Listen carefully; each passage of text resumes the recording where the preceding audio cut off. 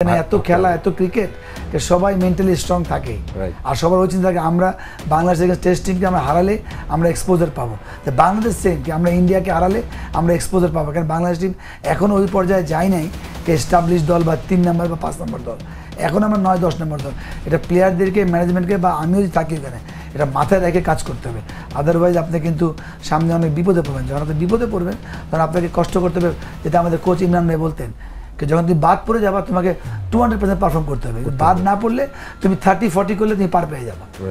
সামনে বিশ্বকাপ এবং অবশ্যই এই টুর্নামেন্ট বা সামনে যে টুর্নামেন্টগুলো আরও হবে এগুলো থেকেই টুর্নামেন্টগুলো মাথায় রেখে দল নির্বাচনের ক্ষেত্রে কোন বিষয়গুলোতে বেশি নজর দেওয়া উচিত এখন থেকেই?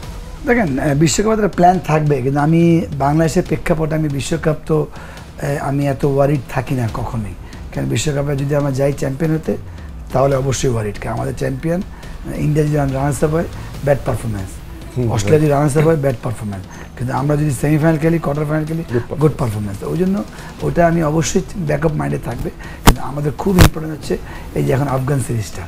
আপনাকে পুরো ক্যালেন্ডারে পুরো একটা লেভেলে থাকতে হলে আপনি সারা বছর কি করছেন এটা ইম্পর্টেন্ট। আপনি যে ওয়ার্ল্ড কাপ আপনি সেমিফাইনাল খেললেন সারা বছরে বাজে পারফরমেন্স, তাহলে ইন্ডিয়া যেমন চ্যাম্পিয়ন 2011-তে নিউজিল্যান্ডকে হিমশিম খেয়েছে, কেউ জানেও না, হয়তো যারা রেগুলার ক্রিকেট ফলো করে তারা জানে।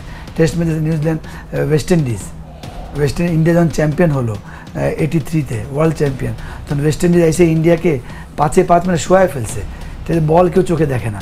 তো ওই জন্য আমি আমাদের কাছে আমরা যে প্রেক্ষাপটটা দিয়ে ছোটো করছি না আমার দলকে, বাট আমরা যে প্রেক্ষাপটে আমাদেরকে এই যে যারা ম্যানেজমেন্টে আছেন বা যারা প্লেয়ার এমনিও প্রফেশনাল লেভেলে সবাই match by match series by series চিন্তা করে, কিন্তু ইন্ডিয়া মাস্টার প্ল্যানে চিন্তা করতে পারে, কেন they have lot of option.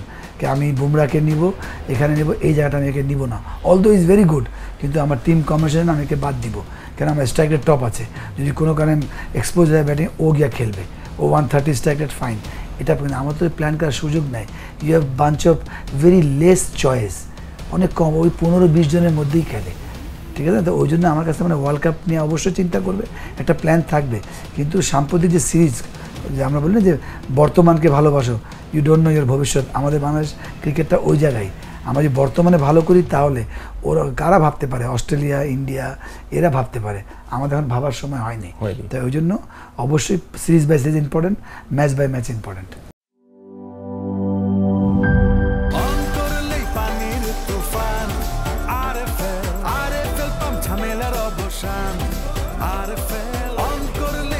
RFL পাম্পে ব্যবহৃত হয়েছে 100% কপার তারের কয়েল ও মসৃণ ব্রাস ইম্পেলার, যা নিশ্চিত করে সর্বোচ্চ পানির flow. RFL water pump, on করলেই পানির তুফান।